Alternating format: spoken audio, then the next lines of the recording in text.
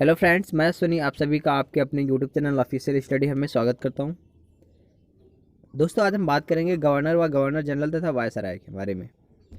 तो किस governor general का कार्यकाल किस समय तक रहा और उनके इस कार्यकाल के दौरान कौन सी महत्वपूर्ण घटनाएं घटित हुई, और बंगाल के गवर्नर जो पद था बंगाल के गवर्नर का, ये कुछ समय के बाद बंगाल के गवर्नर का जो पद है ये गवर्नर जनरल के रूप में परिवर्तित हो जाता है। और फिर जो बंगाल के गवर्नर जनरल का पद होता है वो भारत के गवर्नर जनरल के रूप में परिवर्तित हो जाता है। फिर कुछ समय के बाद जो भारत का जो गवर्नर जनरल है वो धीरे धीरे भारत का वायसराय के रूप में परिवर्तित हो जाता है। तो चलिए दोस्तों, इसी के साथ शुरुआत करते हैं। जो बंगाल के प्रथम गवर्नर थे वो थे लॉर्ड क्लाइव। लॉर्ड क्लाइव का जो कार्यकाल था वो 1757 से 1760, और ये फिर पुनः गवर्नर बने 1765 से 1767 के बीच में।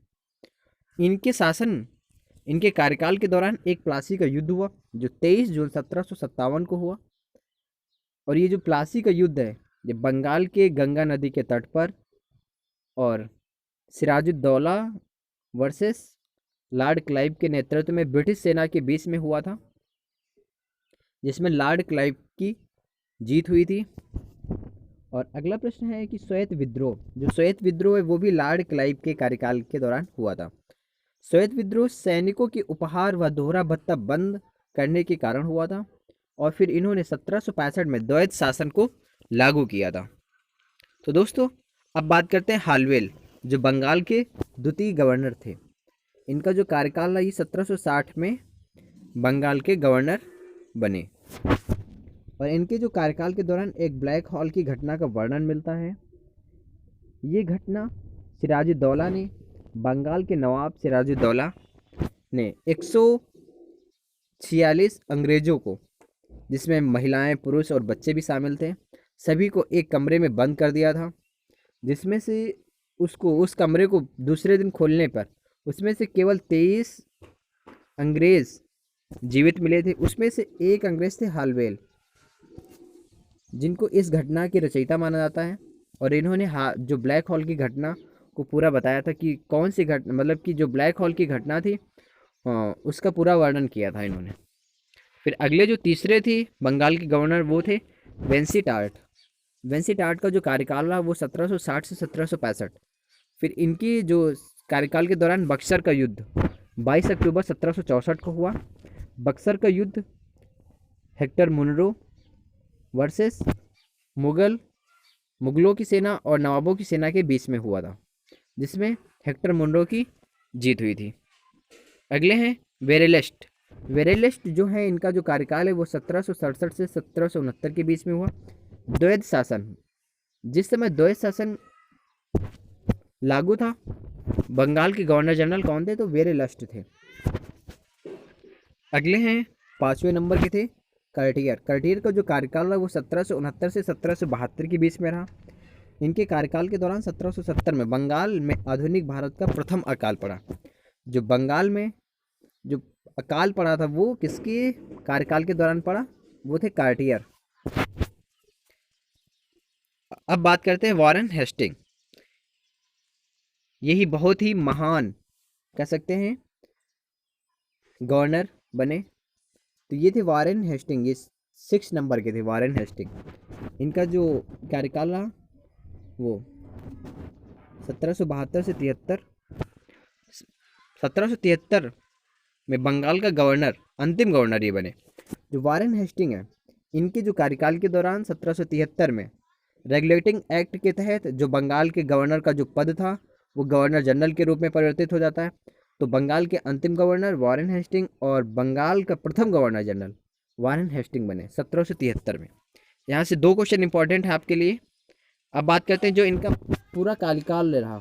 जो इनका पूरा कार्यकाल है वो 1773 से 1785 के बीच में रहा। अब इनके कार्यकाल के दौरान कौन सी महत्वपूर्ण घटनाएं घटित हुई, तो चलिए देखते हैं। 1773 में एक रेगुलेटिंग एक्ट पारित किया गया, और 1773 में बंगाल का प्रथम गवर्नर जनरल बने। और जो कोलकाता उच्च न्यायालय, जो कोलकाता हाई कोर्ट था, उसकी भी स्थापना 1774 में वॉरेन हेस्टिंग ने की। 1774 में जनरल पोस्ट ऑफिस की भी स्थापना की। और फिर अगला है 1775 में बनारस की जो संधि हुई वो भी वारेन हेस्टिंग के कार्यकाल के दौरान हुई थी। फिर 1775 में फैजाबाद की संधि हुई और 1784 में पिट्स इंडिया एक्ट भी पारित किया। फिर 1784 में एशियाटिक सोसाइटी ऑफ बंगाल में कलकत्ता में उसकी स्थापना की। और फिर अगला है सुरक्षा प्रकोष्ठ की नीति भी वारेन हेस्टिंग ने लागू की। अगले हैं भारत का एकमात्र गवर्नर जनरल जिस पर बर्क ने महाभियोग का मुकदमा दायर किया। ये इम्पोर्टेंट है आपके लिए कि बंगाल के कौन गवर्नर जनरल थे जिन पर बर्क के द्वारा महाभियोग मुकदमा दायर किया गया। तो बर्क ने महाभियोग का मुकदमा वारेन हेस्टिंग पर दायर किया था। अगले हैं बंगाल के गवर्नर जनरल जो दूसरे थे तो लॉर्ड कॉर्नवालिस थे। इनका जो कार्यकाल था वो 1785 से 1793 में रहा। इन्होंने 4 प्रांतीय न्यायालयों की स्थापना की। पहला था कलकत्ता, दूसरा ढाका और तीसरा पटना और चौथा मुर्शिदाबाद। ये 4 जगह इन्होंने प्रांतीय न्यायालयों की स्थापना की। और भारतीय सिविल सेवा ICS की जनक, इंडियन सिविल सर्विसेज के जो जनक हैं उन्हें भी जो जनक लॉर्ड कॉर्नवालिस को माना जाता है। पुलिस सेवा के जनक लॉर्ड कॉर्नवालिस। और 1793 में जो स्थायी बंदोबस्त की शुरुआत भी लॉर्ड कॉर्नवालिस ने शुरू की थी। फिर 1793 में कॉर्नवालिस संहिता जिसे कानून व्यवस्था कहते हैं वो भी लॉर्ड कॉर्नवालिस ने शुरू की थी। और इनकी मृत्यु 5 अक्टूबर 1805 को हो गई थी। एकमात्र गवर्नर जनरल जिनकी समाधि भारत में है, ये इंपॉर्टेंट है आपके एग्जाम के लिए। इनकी समाधि गाजीपुर में, उत्तर प्रदेश के गाजीपुर जिले में स्थित है। अब जो तीसरे नंबर के बंगाल के गवर्नर जनरल थे वो थे सर जॉन शोर। इनका जो कार्यकाल था वो 1793 से 1798 के बीच में रहा। इन्होंने अहस्तक्षेप की नीति मैसूर के प्रति। अगले हैं लॉर्ड वेलेजली। लॉर्ड वेलेजली ये चौथे नंबर के बंगाल के गवर्नर जनरल थे। इनका जो कार्यकाल है वो 1798 से लेके 1805 के बीच में। 1798 में सहायक संधि इन्हीं के कार्यकाल के दौरान घटित हुई और 1798 में प्रेस पर प्रतिबंध कर दिया गया। जो भारत के जो मीडिया थी उस पर इन्होंने लॉर्ड वेलेजली ने प्रेस को प्रतिबंधित कर दिया। प्रतिबंधित इसलिए किया क्योंकि जो भारत की मीडिया थी वो अंग्रेज़ों के खिलाफ, जो अंग्रेज़ गलत करते थे, जो भारतीय लोगों का शोषण करते थे उसके खिलाफ जो मीडिया थी वो न्यूज़पेपरों में उसको छाप देती थी। इसलिए अंग्रेज़ इस चीज़ से अंग्रेज़ों का जो अंग्रेज़ थे इसीलिए प्रेस पर प्रतिबंध लगा दिया था क्योंकि जो भारतीय मीडिया थी वो अंग्रेज़ों के खिलाफ सत्य घटनाओं का वर्णन करती थी न्यूज़पेपरों में। इसलिए जो अंग्रेज़ थे वो इससे काफ़ी दुखी थे। फिर 1805 में फोर्ट विलियम कॉलेज की स्थापना की कलकत्ता में। जो कोलकाता है उसमें फोर्ट विलियम कॉलेज की स्थापना लॉर्ड वेलेजली ने की। अगले हैं सर जॉर्ज वार्लो। इनका जो कार्यकाल है वो 1805 से 1807 में रहा। इन्होंने अहस्तक्षेप की नीति मराठों के प्रति और 1806 में सैनिक विद्रोह जो वेल्लोर में हुआ था, तो ये काफ़ी बार क्वेश्चन पूछा जाता है जो कि सैनिक विद्रोह वेल्लोर कब हुआ था, तो 1806 में किसके कार्यकाल के दौरान, सर जॉर्ज वार्लो के कार्यकाल के दौरान। राजघाटी की जो संधि हुई होलकरों से वो भी सर जॉर्ज वार्लो के कार्यकाल के दौरान हुई। अगले हैं मिंटो प्रथम। जो मिंटो प्रथम है इनका जो कार्यकाल रहा वो 1807 से 1813 के बीच में रहा। 1809 में अमृतसर की संधि हुई जिसे सतलज नदी की संधि भी कहते हैं। अगले हैं लॉर्ड हेस्टिंग्स। ये इंपॉर्टेंट है आपके लिए, लॉर्ड हेस्टिंग्स। यहाँ से क्वेश्चन अक्सर देखने को मिलते हैं। तो 1813 से 1823 के बीच इनका कार्यकाल रहा और भारत में ब्रिटिश अधिसत्ता की स्थापना लॉर्ड हेस्टिंग ने की। 1813 में वेलेजली द्वारा लगाए गए प्रेस प्रतिबंध को हटा दिया इन्होंने। फिर 1814 से 1816 के बीच में आंग्ल नेपाल युद्ध हुआ। जो अंग्रेज वर्सेस नेपाल के बीच में जो युद्ध हुआ वो 1814 से 1816 के बीच में लड़ा गया। फिर 1824 में पिंडारियों का दमन इन्हीं के शासनकाल के दौरान हुआ। फिर मराठा संघ का अंत भी हुआ इन्हीं के कार्यकाल के दौरान। अगले हैं लॉर्ड एडम्स। इनका जो कार्यकाल है वो 1823 1823 में इन्होंने पुनः प्रेस पर प्रतिबंध लगा दिया। तो ये इंपॉर्टेंट हो गया आपके लिए कि प्रेस पर, कि बंगाल के कौन गवर्नर जनरल, किसने प्रेस पर पुनः प्रतिबंध लगा दिया? तो लॉर्ड एडम्स ने प्रेस पर पुनः प्रतिबंध लगा दिया। अगले हैं Lord Amherst. Lord Amherst का जो कार्यकाल रहा वो 1823 से 1828 के बीच में रहा। इनके जो कार्यकाल के दौरान 1824 में बैरकपुर छावनी में सैनिक विद्रोह हो गया। जो सैनिक विद्रोह होता बैरकपुर छावनी में वो 1824 में हुआ था। लॉर्ड एम हर्स्ट के कार्यकाल के दौरान हुआ था। 1824 में भारत के प्रथम गवर्नर जनरल। अब यहाँ से जो गवर्नर जनरल जो मुगल सम्राट अकबर द्वितीय से बराबरी का स्तर पर मिला। अब जो यहाँ पे यहाँ पे बंगाल के जो गवर्नर जनरल थे, अब उसे भारत का जो गवर्नर जनरल होता था, वो जो पद था वो मुगल सम्राट जो अकबर द्वितीय के बराबरी के स्तर पर मिला। अब बात करते हैं भारत के गवर्नर जनरल। भारत के प्रथम governor general Lord William Bentinck थे। इनका जो कार्यकाल था वो 1825 से 1823। भारत के प्रथम governor general Lord William Bentinck, और ये एक समाज सुधारक थे। 1823 में इन्होंने सती प्रथा का अंत कर दिया, और 1830 में इन्होंने ठगी प्रथा का अंत कर दिया कर्नल स्लीमन के द्वारा। 1833 में विधि आयोग का गठन किया, उसके अध्यक्ष लॉर्ड मैकाले थे। 1835 में अंग्रेजी को शिक्षा का माध्यम बनाया मैकाले समिति की रिपोर्ट पर, और प्रथम मेडिकल कॉलेज जो कोलकाता में स्थापित किया इन्होंने, और बेंटिंग त्याग पत्र देकर वापस इंग्लैंड चले गए। तो ये लॉर्ड विलियम बेंटिंग थे। यहाँ से काफ़ी क्वेश्चन देखने को मिलते हैं। अगले चार्ल्स मेडकॉफ। 1835 से 1836 के बीच इनका कार्यकाल रहा। इन्होंने 1835 में प्रेस एक्ट लागू किया, और फिर एडम्स के द्वारा लगाए गए प्रेस प्रतिबंध को इन्होंने हटा दिया, और इन्हें भारतीय प्रेस का मुक्तिदाता कहा जाता है, चार्ल्स मेडकॉफ को। ये याद रखना है आपको। अगले हैं ऑकलैंड प्रथम। ऑकलैंड प्रथम का जो कार्यकाल है वो 1836 से 1842 के बीच में रहा। इन्होंने विद्यालयों में छात्रवृत्ति की शुरुआत की, क्षेत्रीय भाषा में शिक्षा की शुरुआत की, ग्रांड ट्रक जीटी रोड का पुनर्निर्माण करा। ग्रांड ट्रक जीटी रोड जो शेरशाह सूरी के द्वारा बनवाई गई थी, उसका इन्होंने पुनः निर्माण करवाया ऑकलैंड प्रथम ने। अगले हैं एलिनबरो। एलिनबरो जो इनका कार्यकाल था वो 1842 से 1844 के बीच में रहा। इन्होंने कुशल अर्कमंडता की नीति को अपनाया। 1843 में दास प्रथा का अंत किया एक्ट 5 के द्वारा। सिंध का विलय हुआ। उसके सेनापति चार्ल्स नेपियर थे। अगले लॉर्ड हार्डिंग प्रथम। इनका जो कार्यकाल है वो 1844 से 1848 के बीच में रहा, और 1844 में नरबली प्रथा का अंत किया इन्होंने, और 1844 में रविवार अवकाश घोषित किया। ये इंपॉर्टेंट क्वेश्चन आपके लिए इसलिए है क्योंकि 1844 से रविवार अवकाश घोषित कर दिया गया। जो सप्ताह में जो रविवार का दिन था वो लॉर्ड हार्डिंग प्रथम ने उसे अवकाश के रूप में घोषित कर दिया था। तो 1844 में 1845 से 1846 के बीच प्रथम आंग्ल सिख युद्ध हुआ, और 1848 में लाहौर की संधि हुई। अगले हैं लॉर्ड डलहौजी। ये आपके लिए काफ़ी इम्पोर्टेंट हैं। लॉर्ड डलहौजी ये थे हमारे लॉर्ड डलहौजी। इनका जो कार्यकाल है वो 1848 से 1856 के बीच में रहा, और तोप खाने का मुख्यालय कलकत्ता से मेरठ को स्थानांतरित कर दिया, और जो सेना का मुख्यालय था वो था शिमला। और फिर भारत की ग्रीष्मकालीन जो गर्मियों में भारत की जो राजधानी होती थी वो होती थी शिमला।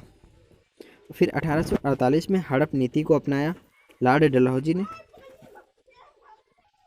और 1851 में इन्होंने टेलीग्राम सेवा का प्रारंभ किया था। और जो टेलीग्राम सेवा थी वो कलकत्ता से डायमंड हार्बर के मध्य सेवा जो थी वो शुरुआत की गई थी कलकत्ता से डायमंड हार्बर के मध्य। फिर 1852 में भारत का पहला टिकट जारी किया इन्होंने, कराची में जारी किया था, और 16 अप्रैल 1853 में भारत की पहली ट्रेन चलाई गई जो मुंबई से ठाणे के मध्य चलाई गई थी।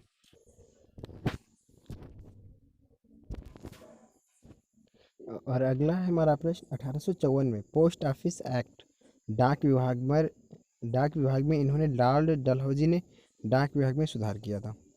और अगला है 1854 में weaving and spinning mill Mumbai जो कावस जी डावर इसकी शुरुआत की थी, जो वीविंग एंड स्पिनिंग मिल की। और 1854 में उड़ डिस्पैच शिक्षा सुधार हेतु एक एक्ट पारित हुआ। प्राथमिक शिक्षा से लेकर विश्वविद्यालय तक की शिक्षा के लिए व्यापक योजना का प्रारंभ किया इन्होंने। 1855 में विधवा पुनर्विवाह एक्ट जो पारित किया इन्होंने। रुड़की इंजीनियरिंग कॉलेज भी इन्हीं के कार्यकाल के दौरान का निर्माण हुआ और सार्वजनिक निर्माण विभाग PWD भी इन्हीं के कार्यकाल के दौरान शुरू किया गया। अब जो भारत के गवर्नर जनरल का जो पद था वो इस समय अब भारत के वायसराय के में परिवर्तित हो जाता है। तो लॉर्ड कैनिंग जो थे इनका जो कार्यकाल था ये 1856 से 1862 तक रहा इनका कार्यकाल। ये 1857 का जो विद्रोह था वो लॉर्ड कैनिंग के समय में हुआ था और ईस्ट इंडिया कंपनी जो समाप्त हो गई, मतलब यहाँ से जो 1857 का जो विद्रोह हुआ था उसके बाद ईस्ट इंडिया कंपनी भारत में पूरी तरह से समाप्त हो गई। और अगला जो इलाहाबादी घोषणा हुई थी वो लॉर्ड कैनिंग के समय में हुई थी। भारत में ईस्ट इंडिया कंपनी द्वारा नियुक्त अंतिम गवर्नर जनरल लॉर्ड कैनिंग थे।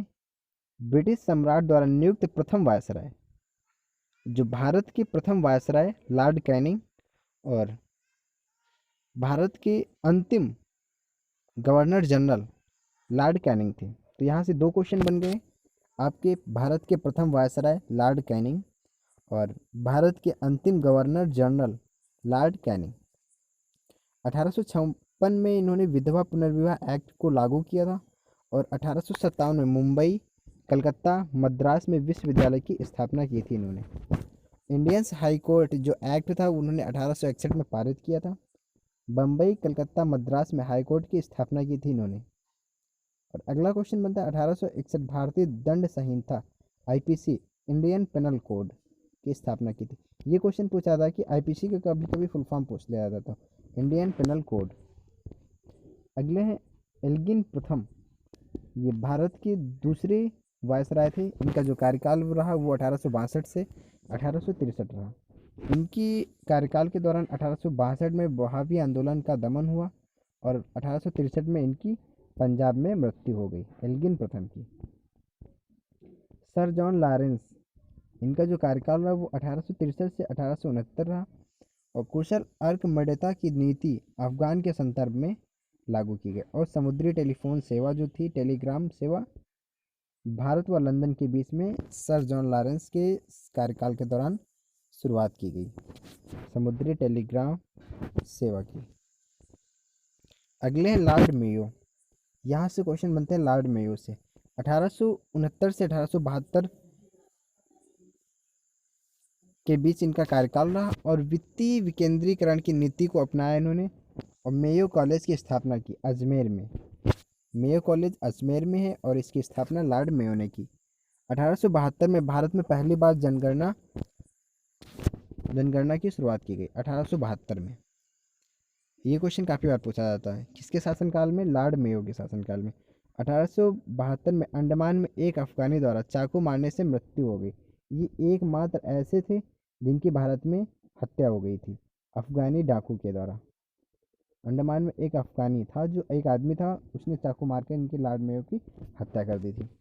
लॉर्ड नॉर्थ ब्रुक जो थे, इनका जो कार्यकाल था 1872 से 76 के बीच में रहा। जो कूका आंदोलन हुआ वो इन्हीं के कार्यकाल के दौरान हुआ था।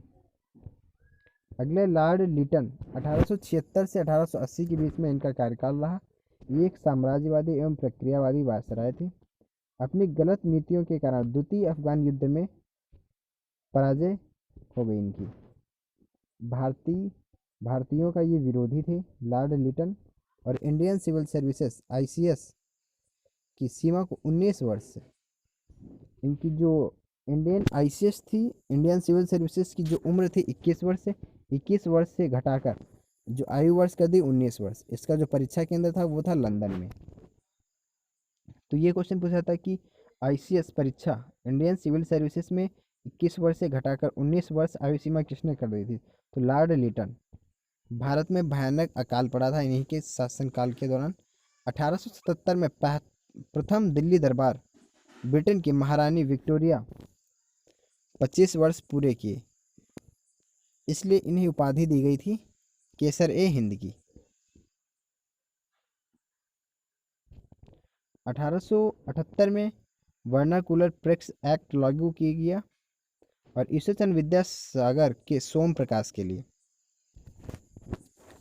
अगला है आर्म्स एक्ट, इंडिया और हथियार रखने पर प्रतिबंध लगा दिया गया। जो आर्म्स एक्ट था उसके तहत हथियार रखने पर प्रतिबंध लगा दिया गया। वर्नाकुलर जो प्रेस एक्ट था सोम प्रकाश के लिए। आर्म्स एक्ट हथियार रखने पर प्रतिबंध लगा दिया गया।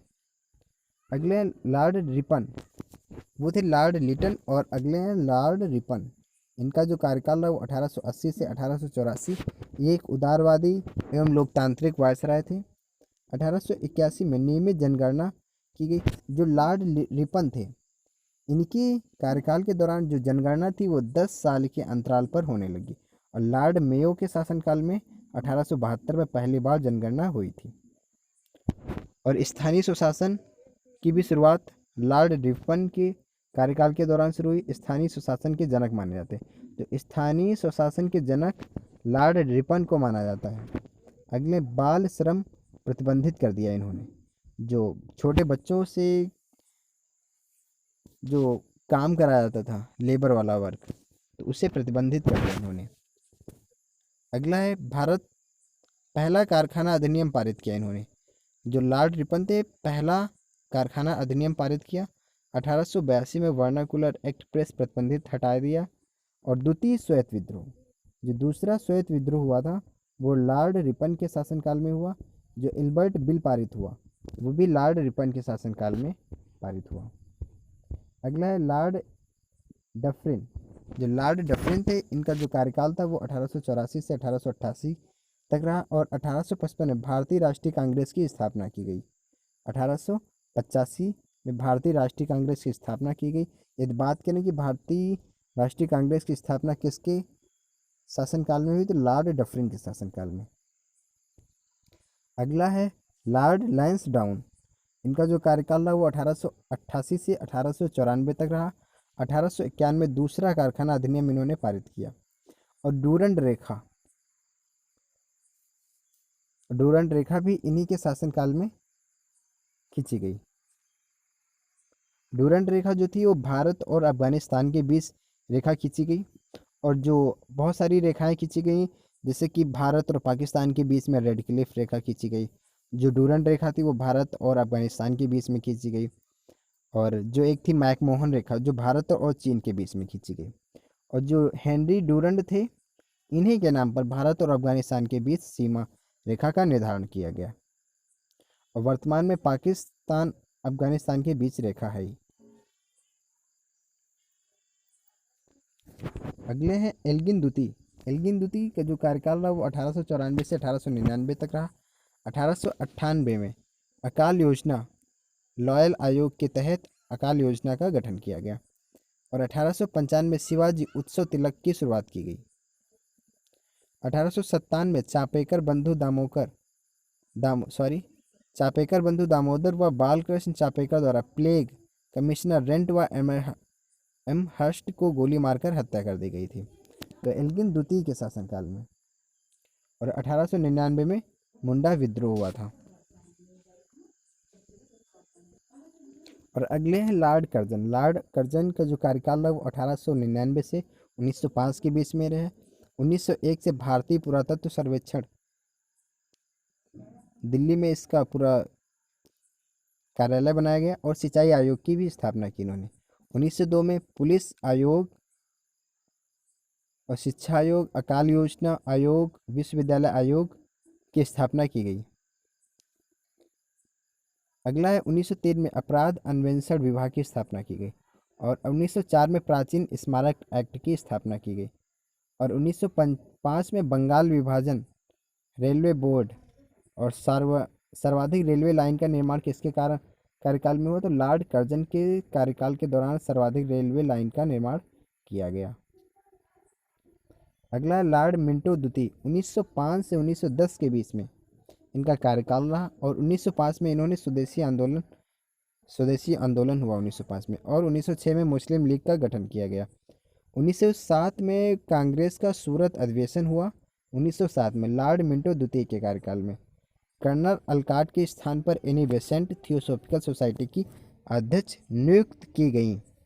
1909 में मार्ले मिंटो सुधार हुआ। और मदन लाल ढींगरा द्वारा कर्नल वायली की गोली मारकर हत्या कर दी गई 1 जुलाई 1909 में। और अगले हैं हमारे लॉर्ड हार्डिंग द्वितीय, जिनका कार्यकाल था 1810 से।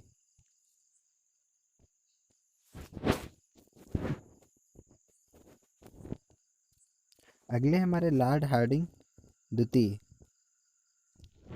इनका कार्यकाल था 1910 से लेकर 1916 के बीच में इनका कार्यकाल रहा।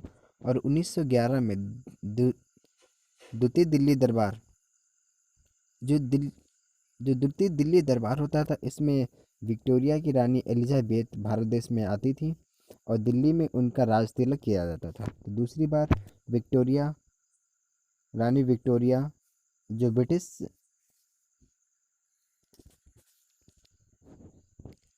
अगले हैं हमारे लॉर्ड हार्डिंग द्वितीय, जो इनका कार्यकाल था वो 1910 से लेकर 1916 के बीच में रहा। 1911 में द्वितीय दिल्ली दरबार की शोभा यात्रा के लिए बढ़ाया गया। हाँ, इस दरबार में रानी विक्टोरिया भारत देश में आती थी और दिल्ली में उनका राज तिलक किया जाता था। और बंगाल विभाजन रद्द की घोषणा 1911 में कर दी गई थी लॉर्ड हार्डिंग के द्वितीय के समय। और 1912 में राजधानी परिवर्तन समारोह, दिल्ली बम कांड, जो राजधानी परिवर्तन समारोह 1912 में जो दिल्ली राजधानी, भारत की राजधानी दिल्ली बना दी गई 1912 में। 1913 में रविन्द्रनाथ टैगोर की साहित्य का नोबेल पुरस्कार दिया गया। गदर पार्टी की स्थापना भी 1913 में की गई। रविन्द्रनाथ टैगोर जो थे उनको साहित्य का नोबेल पुरस्कार दिया गया। अगला है 1914 में प्रथम विश्व युद्ध। प्रथम जो विश्व युद्ध था वो 1914 में लड़ा गया, 1914 से लेकर 1919 के बीच में। कामागाटा मारू प्रकरण। और 1915 में महात्मा गांधी जी का स्वदेशी आगमन हुआ। 9 जनवरी 1915 को गोपाल कृष्ण गोखले की मृत्यु 1915 में हुई। 1916 में कांग्रेस का लखनऊ अधिवेशन लखनऊ पैक्ट के अंतर्गत हुआ। होम रूल आंदोलन जो हुआ, गृह शासन आंदोलन।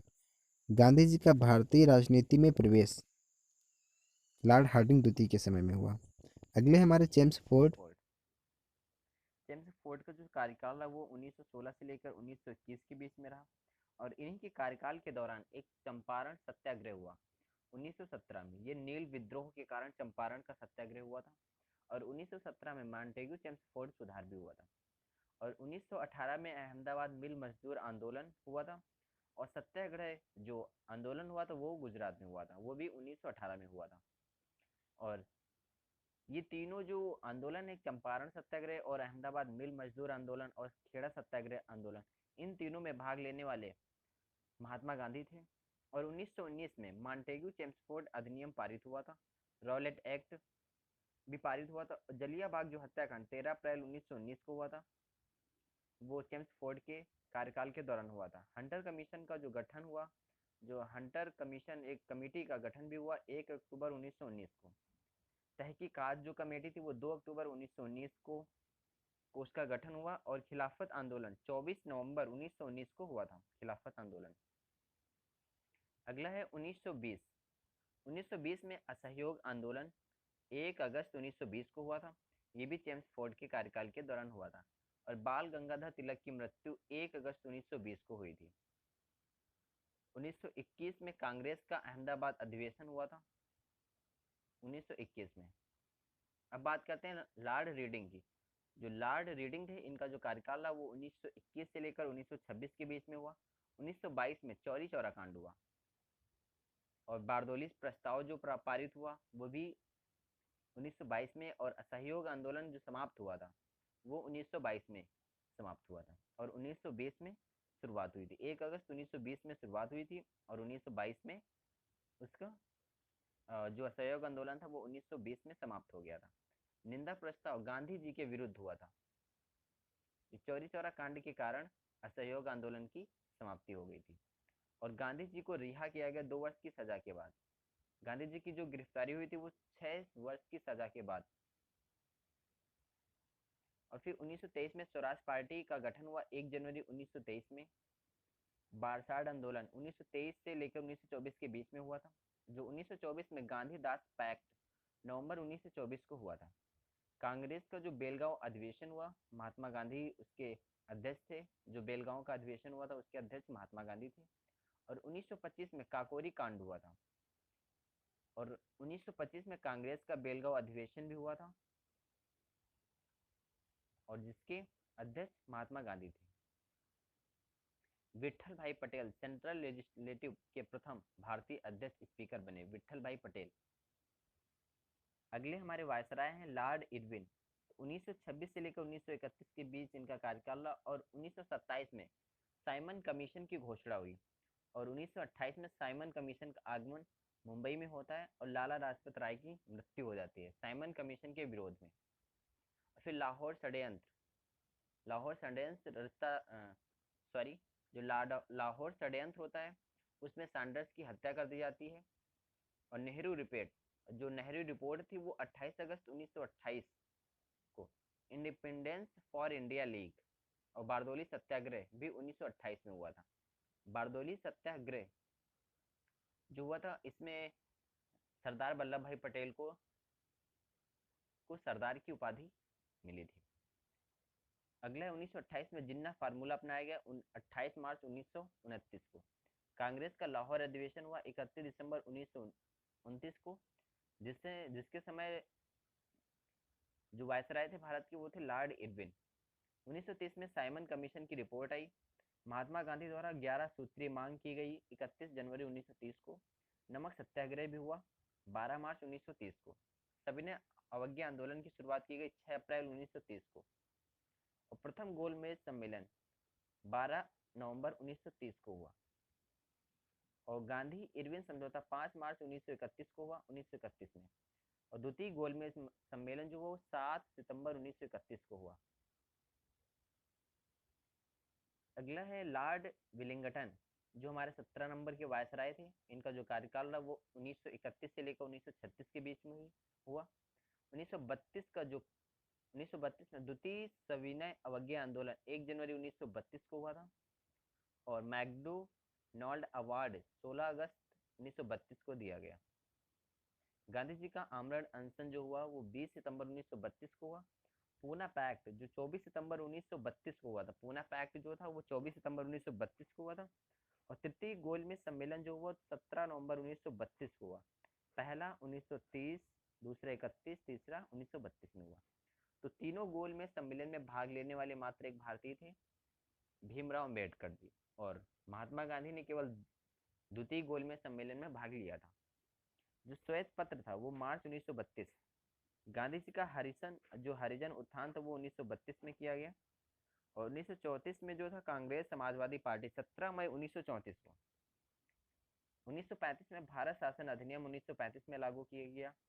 मैकडोनाल्ड अवार्ड 16 अगस्त 1932 को किया गया। गांधी जी का जो आमरण अनशन था वो 20 सितंबर 1932 को किया गया। पूना पैक्ट जो था वो 24 सितंबर 1932 को। तृतीय गोलमेज सम्मेलन 17 नवंबर 1932 को। अगला है लॉर्ड लिनलिथिगो। 1936 से 1944 के बीच इनका कार्यकाल रहा। 1937 में भारत का पहला आम चुनाव हुआ था जो फरवरी 1937 में हुआ था। सिकंदर जिन्ना पैक्ट अक्टूबर 1937 में लागू किया गया। 1838 में कांग्रेस का हरिपुरा अधिवेशन हुआ फरवरी 1938 में। 1939 में कांग्रेस का त्रिपुरी अधिवेशन हुआ जिसमें 29 जनवरी 1939 को हुआ। फॉरवर्ड ब्लॉक की स्थापना 3 मई 1939 को की गई। जो द्वितीय विश्व युद्ध था वो 1 सितंबर 1939 को प्रारंभ हुआ। मुक्ति दिवस जो मनाया जाता है वो 22 दिसंबर 1939 से मनाया गया 22 दिसंबर 1939 को। और 1940 में पाकिस्तान की मांग की गई। उस समय वायसराय जो थे वो लॉर्ड लिनलिथिगो थे। फिर अगस्त प्रस्ताव पारित किया गया 8 अगस्त 1940 को। फिर व्यक्तिगत सत्याग्रह हुआ जो 17 अक्टूबर 1940 को हुआ। फिर क्रिप्स मिशन भारत आया 1942 में। ये इंपॉर्टेंट क्वेश्चन है कि क्रिप्स मिशन भारत कब आया, तो 1942 में 30 मार्च 1942 को क्रिप्स मिशन भारत आया। फिर भारत छोड़ो आंदोलन किया गया 8 अगस्त 1947 को प्रारंभ हुआ भारत छोड़ो आंदोलन। आजाद हिंद हिंद फौज का गठन किया गया 1 सितंबर 1942 को। फिर 1942 को चक्रवर्ती राजगोपालाचारी फार्मूला 10 जुलाई 1944 को लागू किया गया। अगले हैं लॉर्ड वेवेल। इनका जो कार्यकाल है वो 1944 से 1947 के बीच में कार्यकाल रहा। 1945 में इन्होंने लॉर्ड वेवेल योजना शुरू की और कांग्रेस का शिमला समझौता जो हुआ वो भी इन्हीं के कार्यकाल के दौरान हुआ 25 जून 1945 को। ब्रिटिश में आम चुनाव हुआ 5 जुलाई 1945 को। 1946 में नौसेना विद्रोह 18 फरवरी 1946 को हुआ था। जो कैबिनेट मिशन है वो 16 मई 1946 को हुआ था। संविधान सभा का जो चुनाव हुआ जुलाई 1946 को हुआ था और सीधी कार्यवाही दिवस 16 अगस्त 1946 को हुआ था। और अंतरिम सरकार का जो गठन हुआ था वो 2 सितंबर 1946 को हुआ था। और संविधान का निर्माण 9 दिसंबर 1946 को हुआ था। 1947 को इटली की घोषणा की गई और 22 फरवरी 1947 को। अगले हैं लॉर्ड माउंटबेटन। ये 1947 से 1948 के बीच में इनका कार्यकाल रहा। लॉर्ड माउंटबेटन जो योजना थी वो 3 जून 1947 को हुई और भारतीय स्वतंत्रता अधिनियम पारित हुआ 4 जुलाई 1947 को। और ये हैं हमारे ब्रिटिश भारत के अंतिम वायसराय लॉर्ड माउंटबेटन। फिर उसके बाद चक्रवर्ती राजगोपालाचारी जो 1948 से 1950 के बीच में ये वायसराय बने। ये स्वतंत्र भारत के प्रथम भारतीय वायसराय थे। स्वतंत्र भारत के प्रथम भारतीय वायसराय बने चक्रवर्ती राजगोपालाचारी। अब बात करते हैं जो महत्वपूर्ण तथ्य।